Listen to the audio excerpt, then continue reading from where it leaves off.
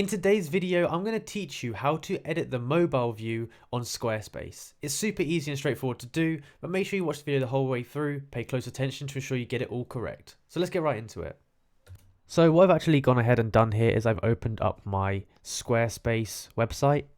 And in order to go ahead and actually edit the mobile view, I'm going to have to go up to the right hand corner, and you can see there's a photo of the desktop here, and then there's one here for mobile. So we're going to click on this mobile view one, and now it's going to show you this mobile view of your site.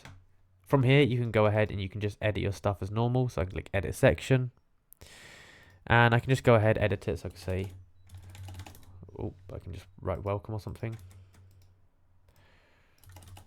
Welcome to my site.